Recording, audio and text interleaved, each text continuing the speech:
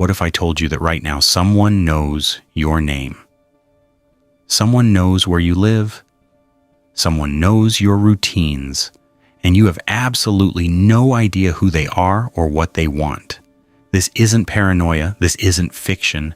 This is what happened to 5 ordinary people. People just like you who found themselves trapped in nightmares they never saw coming. And the worst part, the police couldn't help them. The authorities had no answers. Today on Silent Fear, we're diving into 5 real accounts of individuals who became targets for reasons that remain unexplained. These are stories that will change the way you think about safety. Stay with us. Thomas Hurley worked the late shift, 10 p.m. to 4 a.m., alone behind a Burger King drive-through window. It wasn't glamorous, but it paid his rent. Thomas was a night owl anyway. The graveyard shift suited him perfectly. 1 month ago, everything changed. A car pulled up to the speaker. Male voice. Completely unremarkable. He ordered a large double Whopper with cheese, a meal with a Coke. Standard order. But when the customer reached the payment window, he only rolled it down enough to slide his card through. His windows were heavily tinted. Thomas couldn't see his face. The customer paid. Thomas handed him his receipt. Then the car just drove away. No food pickup. Nothing. Thomas waited with the order, confused. Eventually, he set it aside and ate it himself. People do weird things. He didn't think much about it. 1 week later, it happened again. Same order. Same behavior, same car with tinted windows. This time, Thomas started to wonder. By the 3rd occurrence, Thomas realized the truth. Someone was deliberately ordering food and leaving it for him. Over the following weeks, this became a twisted routine. Every 4 to 5 days, between 1 and 3 a.m., the mysterious customer would appear. Thomas actually started anticipating these visits. He joked about having a mysterious benefactor who was essentially buying him dinner. But one night at 2 a.m., everything shifted. The familiar voice came through the speaker. The same order was placed. Then came the words that froze Thomas's blood. "I hope you've been enjoying those Whoppers, Mr. Hurley." Thomas's last name is Hurley. He doesn't wear a name tag displaying his last name. It's not posted anywhere customers can see. There was absolutely no legitimate way this stranger should know his surname. Thomas demanded answers. He asked repeatedly who this person was. How did they know his name? The mysterious customer never responded. The sound of an engine revving filled the speaker, and he was gone. That night, Thomas went home terrified. What he found on his doorstep stopped his heart. A handwritten note read, "I know what you did. You have 3 days." Thomas had done nothing. He spent that entire night awake, lights blazing, gripped by inexplicable fear.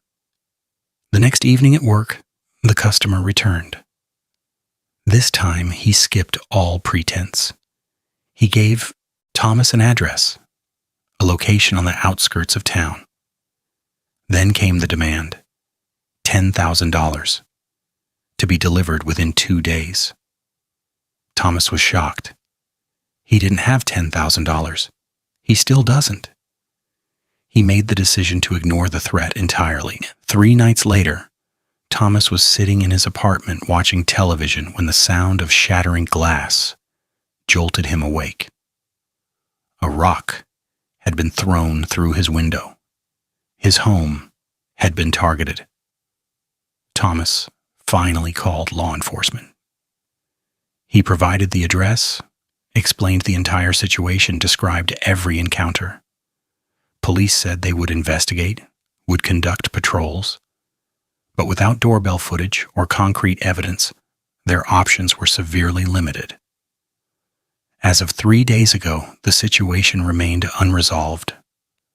Thomas called in sick to work multiple times, knowing full well that his harasser already knew exactly where he lived. He couldn't afford to move. He couldn't afford to stop working. He was caught in a nightmare, with no clear path to resolution. Months before the Whopper incidents, Thomas experienced something equally terrifying. A recent college graduate with a communications degree, Thomas supplemented his income by driving for ride-sharing services. Friday and Saturday nights, from 9 p.m. until 2 or 3 a.m., he picked up intoxicated passengers heading home from downtown bars.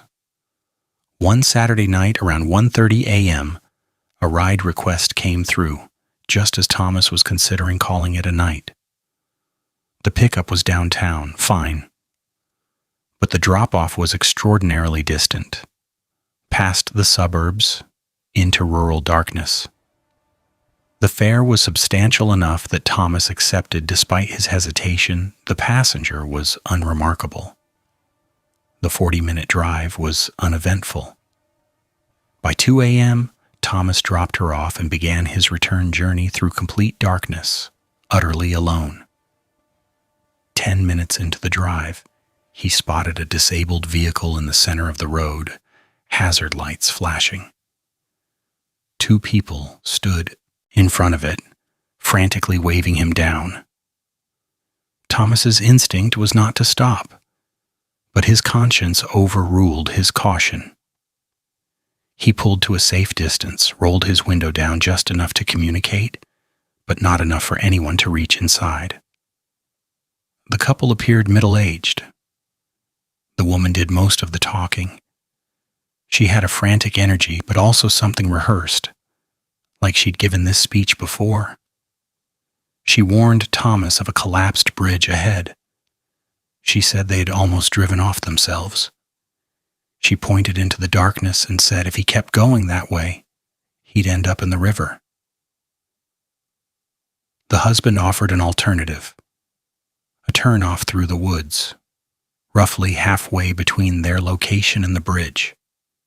It would add time, but bypass the supposed hazard. Thomas thanked them and continued driving. But something felt profoundly wrong. He decided to trust his instincts. He would drive his original route. Minutes later, he reached the bridge. It was perfectly intact. No damage, no collapse, nothing. Thomas drove across without incident, but the encounter haunted him. He couldn't sleep that night. He kept imagining what would have happened if he'd taken that dirt road alone in complete darkness. 3 days later, curiosity won out. In broad daylight, Thomas drove back. He wanted to understand what that couple had been attempting. When he reached the turnoff, he noticed something new. A sign nailed to a tree reading "Dead End." Thomas hadn't seen that sign during his nighttime drive. He was absolutely certain of it. Someone had installed it within days. As Thomas turned to leave, something stopped him cold. A scream erupted from deep within the woods.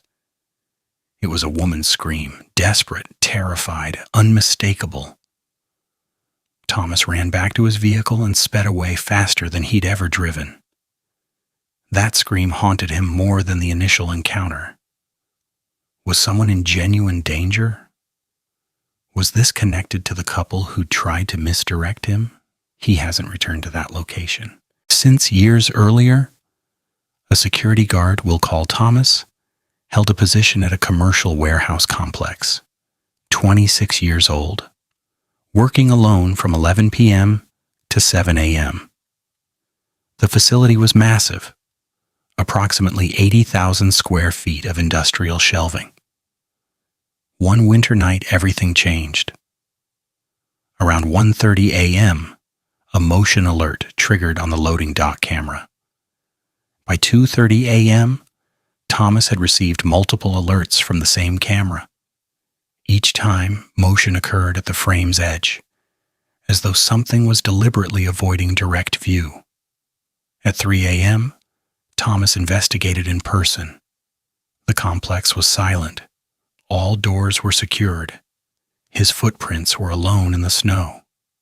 20 minutes later, a loud metallic scraping sound echoed through the warehouse, something heavy being dragged across concrete. Thomas checked the interior cameras. All feeds showed empty aisles. 1 hour later, the sound returned, louder.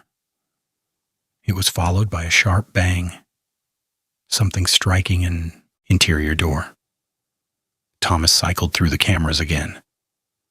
Camera 6's feed had gone black. When it returned, the angle had shifted. The camera had been physically moved. Someone was in the warehouse. Thomas grabbed his flashlight and headed inside. Halfway down the main aisle, Thomas heard footsteps, 2 or 3 aisles over. As soon as Thomas stopped, the footsteps stopped. In a firm voice, Thomas announced his presence and demanded the intruder reveal themselves. Silence was his only answer. The remainder of that patrol was absolutely terrifying. Thomas expected confrontation, but he found nothing, no person, no evidence of entry, no explanation. But he knew with absolute certainty that someone was in that building. When 7 a.m. arrived, Thomas reported everything. Maintenance conducted a thorough inspection. No one was found. No method of entry was discovered. That night remains one of the most frightening moments of his life. Years before the warehouse incident, when Thomas was younger, he worked his first job. Night shifts at a 24-hour gym in a rough neighborhood. The facility required keycard access, meaning staff were often alone with only a handful of members. One night, working from 8 p.m. to 6 a.m., everything seemed routine. By 2 a.m., Thomas had completed his rounds and finished paperwork.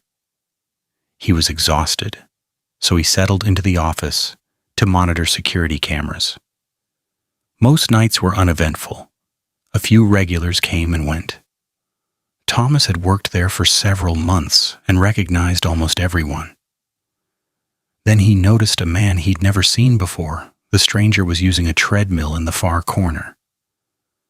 What immediately caught Thomas's attention was the man's speed, 9 miles per hour. That alone would be impressive. But what shocked Thomas was the duration. 10 minutes passed. Then 15 minutes. The man never slowed, never stopped. Thomas pulled up the treadmill data in his system. The man had been running at that speed for an extended duration, without any variation in pace. Thomas zoomed in on the camera for a closer look. The sight made his skin crawl. The man wore ragged, filthy clothing. His hair was long and unkempt. His face was completely emotionless, staring straight ahead with an unsettling vacancy. But it was his feet that made Thomas pause. The man was running barefoot, 9 miles per hour for 15 minutes. Barefoot. At this point, Thomas realized he was the only other person in the facility besides this stranger. The gym had a strict shoe policy. Thomas decided to use that as a pretext to approach the man. Despite his growing unease, Thomas gathered his courage and left the office. As he turned the corner toward the treadmill, Thomas's heart stopped. The treadmill was covered in blood. The man's feet were literally tearing apart as he ran. Blood wasn't just dripping. It was splattering with each footfall. His feet and ankles were shredded. His face remained completely emotionless. His mouth hung open as he continued sprinting. He looked like someone under the influence of every drug imaginable. Thomas was terrified. His gut screamed that this man was dangerous. But Thomas still attempted to intervene. He yelled at the man to stop. The stranger didn't acknowledge him, didn't turn his head, simply continued running, staring forward with that gaping mouth. Thomas yelled again, asking what the man was doing. The response was whispered in the coldest, most raspy voice Thomas had ever heard. "Are you there?" The man wasn't even breathing heavily despite his exertion. The pool of blood beneath the treadmill continued expanding. Thomas told him to stop multiple times. The response remained the same. "Are you there? Are you there?" Thomas ran back to the office to call police. Before dialing, he glanced at the monitors one final time. The man was now staring directly at the camera, sprinting, bleeding, mouth open, eyes locked on the lens. Then, from outside the office door, Thomas heard a horrific scream. Not words, just pure, animalistic shrieking emanating from a throat, barely human in quality. The man had left the treadmill and was moving toward the office. Thomas immediately called 911. He explained the situation to dispatch as the man attempted to enter the office hallway.